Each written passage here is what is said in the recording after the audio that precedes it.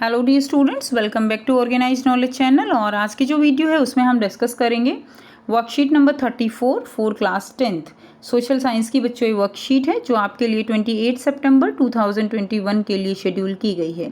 आज की जो वर्कशीट है बच्चों उसमें हम फेडरलिज्म जो चैप्टर है उसको स्टार्ट करेंगे। सो वर्कशीट शुरू करने से पहले बेटा प्लीज़ चैनल को सब्सक्राइब कर दीजिए, बेल आइकन को प्रेस कर लो ताकि आपको आने वाली वीडियोज़ की नोटिफिकेशन वो समय से मिल जाए। सो देखिए क्या दिया गया है, की features of federal government. Federal government जो है वो क्या होती है, फेडरलिज्म क्या होता है, वो इस वर्कशीट में हम पढ़ेंगे। सो देखिए अगर हम इंडिया की बात करें तो आप सब बच्चे जानते हैं कि इंडिया में एक सेंट्रल गवर्नमेंट है, उसके बाद स्टेट गवर्नमेंट है, उसके बाद लोकल गवर्नमेंट है। यानी जो गवर्नमेंट है उसके अलग अलग लेवल्स हैं, बस यही फेडरलिज्म होता है। ठीक है, देयर आर 2 और मोर लेवल ऑफ गवर्नमेंट। ठीक है, वो क्या है, वो फेडरलिज्म है। The jurisdiction of the respective level or tiers of government are specified in the constitution। और कॉन्स्टिट्यूशन में इनके जो लेवल्स हैं वो क्या है, इनकी जो पावर्स हैं उनको जो है स्पेसिफाई किया गया है। The fundamental provision of the constitution can possibly be changed only by the consent of both level of the government। जो इनके फंडामेंटल अगर देखिए, अगर कॉन्स्टिट्यूशन के जो फंडामेंटल प्रोविज़न है उनके अंदर कोई भी एक गवर्नमेंट यहाँ पर चेंज नहीं ला सकती है, दोनों ही गवर्नमेंट की कंसेंट चाहिए फंडामेंटल जो प्रोविजंस हैं कॉन्स्टिट्यूशन के उनमें चेंज करने के लिए। Now, main objective is to safeguard and promote unity of country while accommodating regional diversity। तो जो मेन ऑब्जेक्टिव है, ठीक है, दैट इज़ द जो यूनिटी है कंट्री की उसको प्रमोट करना है, उसको बनाए रखना है, उसको सेफ रखना है। Clear, while accommodating regional diversity, जो रीजनल जो क्षेत्रीय जो विविधताएं हैं, रीजनल डाइवर्सिटी है, उसको साथ लेकर चलना है। अब देखिए फेडरल गवर्नमेंट और यूनिटरी गवर्नमेंट में क्या डिफरेंस है। तो फेडरल गवर्नमेंट जो है इसमें 2 और मोर लेवल ऑफ गवर्नमेंट, इसके अंदर 2 और मोर लेवल होते हैं जैसे हमने अभी पढ़ा। क्लियर, तो इसमें क्या होंगे, 2 और मोर जो है क्या होते हैं, लेवल्स होते हैं। नेक्स्ट है यूनिटरी गवर्नमेंट। यूनिटरी यानी यूनिट का मतलब क्या होता है, यूनिट का मतलब होता है वन सिंगल। ठीक है, उसको हम क्या कहते हैं, उसको हम यूनिटरी कहेंगे। So only one level of government और the sub units are subordinate to the central government. Clear है, वन लेवल होता है गवर्नमेंट का, बाकी जो है उसके क्या हैं, उसके सब यूनिट जो होती हैं वो उसके अंडर काम करती हैं। जैसे एक मोनार्की, एक राजा होता है ना, इस टाइप में ये होता है। नेक्स्ट देखिए, central government can not order the state government to do something. Central government वो जो है ऑर्डर नहीं दे सकती स्टेट गवर्नमेंट को, ठीक है, टू डू समथिंग, क्योंकि सेंट्रल गवर्नमेंट की कुछ पावर्स अपनी अलग हैं और स्टेट गवर्नमेंट के पास जो है कुछ पावर्स डिफरेंट होती हैं। Central government can order the state government to do something. इसके अंदर क्या होता है, यूनिटरी के अंदर एक ही सरकार है तो वो ऑर्डर दे सकती है। State government has powers of its own for which it is not answerable to the central government.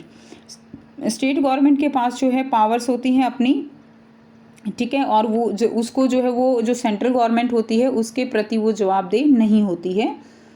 State government are answerable to central government. इसमें क्या होता है, स्टेट गवर्नमेंट वो सेंट्रल गवर्नमेंट के प्रति जो है आंसरेबल होती है। Example like India, Canada, Germany, और इसमें फ्रांस, चाइना, जापान।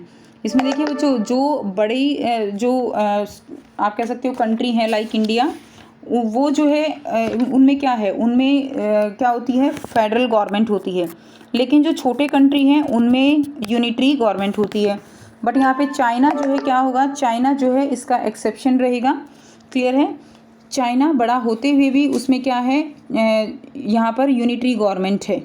ठीक है, नेक्स्ट देखिए, नेक्स्ट आपको दिया गया है टाइप्स ऑफ फेडरलिज्म। फेडरलिज्म के क्या क्या टाइप्स हैं। So coming together federation. Coming together federation का मतलब क्या है, independent unit come together on their own to form a large unit. जो अलग अलग यूनिट हैं, अलग अलग स्टेट हैं, वो आपस में मिल जाते हैं और एक यूनिट का जो है, एक यूनिट को फॉर्म करते हैं, एक लार्ज यूनिट बनाते हैं। All the constituents units have equal power. जो भी कॉन्स्टिट्यूएंट्स यूनिट्स होती हैं उनकी इक्वल पावर्स होती हैं। लाइक ब्रिटेन है, ब्रिटेन में केवल एक कंट्री नहीं है, ब्रिटेन में वेल्स है, आयरलैंड है, स्कॉटलैंड है, इंग्लैंड है, इन सब ने मिलाकर ग्रेट ब्रिटेन का निर्माण किया हुआ है। ठीक है, ये कमिंग टुगेदर फेडरेशन है। फॉर एग्जाम्पल ऑस्ट्रेलिया है, यूएसए है, एट्सेट्रा। सेकेंड है holding together federation. Holding together, एक साथ काम करना।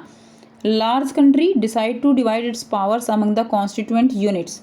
जो लार्ज कंट्री हैं वो अपनी पावर्स को डिवाइड कर लेते हैं, keeping view of internal diversity, जो उनकी इंटरनल डाइवर्सिटी है उसको मेंटेन रखने के लिए, उसको ध्यान में रखते हुए वो ये करते हैं। जैसे इंडिया है, इंडिया एक बड़ा कंट्री है, तो इंडिया को 28 स्टेट्स में डिवाइड किया गया 9 यूटी में, ठीक है, ताकि जो एडमिनिस्ट्रेशन है वो अच्छे से चलता रहे।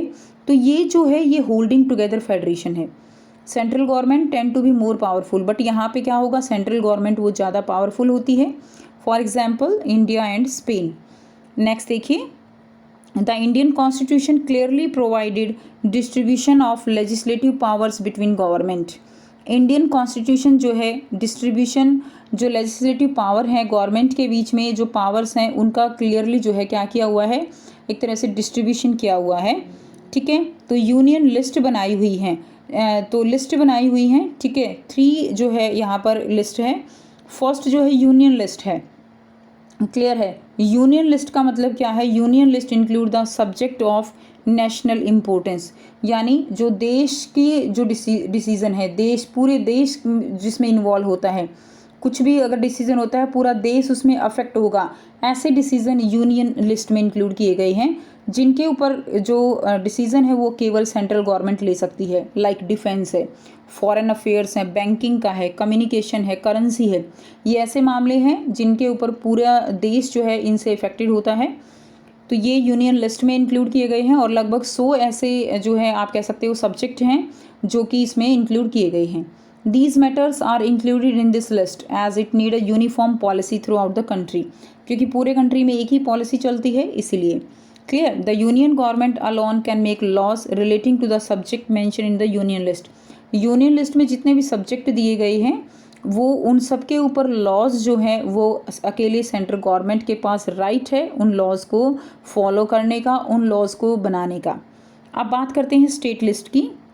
अब देखिए स्टेट लिस्ट जो है, स्टेट लिस्ट में contains subject of state and local importance such as, जो एक स्टेट की जो डिसीजन है, पुलिस है, ट्रेड है, कॉमर्स है, एग्रीकल्चर है, इरिगेशन, ये सब किस में आएंगे, ये सब स्टेट लिस्ट में आते हैं। The state government alone can make laws relating to the subject mention in this list. तो जो स्टेट गवर्नमेंट है अकेले जो है वो लॉज फॉर्म करती है relating to the subject mention, ठीक है, जो भी इसमें सब्जेक्ट मेंशन होते हैं। नेक्स्ट है कॉन्करेंट लिस्ट। कॉन्करेंट लिस्ट में क्या होता है, it includes subject of the common interest. इसके अंदर जो है कुछ ऐसे विषय रखे जाते हैं जिसमें यूनियन जो सेंट्रल गवर्नमेंट है और जो स्टेट गवर्नमेंट है दोनों ही इसमें डिसीजन ले सकती हैं। लेकिन अगर कहीं पे कॉन्फ्लिक्ट हो जाता है, आपसी मतभेद हो जाता है, तो जो फाइनल डिसीजन होगा वो केवल जो है सेंट्रल गवर्नमेंट का रहेगा। लाइक इसमें कौन से सब्जेक्ट होंगे, like education, forest, trade union, marriage है, अडॉप्शन है, सक्सेशन है। तो इस तरह के जो मैटर हैं वो सब कॉन्करेंट लिस्ट में रखे गए हैं।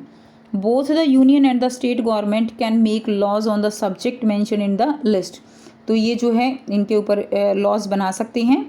If the laws conflict with each other, अगर लॉज जो है वो क्या है एक दूसरे से कॉन्फ्लिक्ट हो जाता है, clear, the law made by the central government will prevail. तो जो फाइनल डिसीजन होगा वो सेंट्रल गवर्नमेंट का रहेगा। क्लियर स्टूडेंट्स, किसका रहेगा, सेंट्रल गवर्नमेंट का रहेगा। So according to our constitution, the union government has the power to legislate on this residuary subject. Clear है। तो हमारी जो यूनियन गवर्नमेंट है, ठीक है, उसके जो है क्या है, उसके पास पावर्स हैं। अब आपको यहाँ पर 2 क्वेश्चन दिए गए हैं, बहुत ही इजी क्वेश्चन है। फर्स्ट क्वेश्चन क्या है, explain the features of federalism. Federalism के क्या क्या फीचर्स हैं वो आपको लिखने हैं। तो हमने स्टार्टिंग में ही फेडरलिज्म के फीचर्स के बारे में पढ़ा है, ठीक है। तो इसके जो है ये 4 फीचर्स हैं। क्लियर, बहुत अच्छे से आपको दिया गया है। तो ये 4 फीचर्स आपको यहाँ पर लिखने हैं और इनको याद करना है। ये आपका क्वेश्चन फर्स्ट का आंसर हो जाएगा। नेक्स्ट देखिए क्वेश्चन नंबर 2 क्या है। Second question is mention of examples of coming together federation and holding together federation. आपको एग्जाम्पल मेंशन करने हैं कमिंग टुगेदर फेडरेशन के और होल्डिंग टुगेदर फेडरेशन के। तो आप यहाँ से इसके एग्जाम्पल जो है लिख सकते हो। बेटर है आप साथ में जो है इसकी डेफिनेशन भी लिखिए, बहुत इंपॉर्टेंट है आपके लिए। तो ये है कमिंग टुगेदर फेडरेशन और ये है होल्डिंग टुगेदर फेडरेशन, ठीक है। तो ये जो है आप सारा आंसर इसमें लिख देंगे, ठीक है। तो ये आपका क्वेश्चन नंबर 2 का आंसर हो जाएगा। तो ये थे आपके दोनों क्वेश्चंस। आई होप बच्चों आपको वर्कशीट क्लियर है। कोई भी डाउट है आप पूछ सकते हो। अगर आप बच्चों को वीडियो अच्छी लगी तो प्लीज़ लाइक कर दीजिए, शेयर कर दीजिए और चैनल को सब्सक्राइब कर लीजिए। So thanks for watching students. मिलते हैं नेक्स्ट वीडियो में नेक्स्ट वर्कशीट के साथ। Take care, bye bye.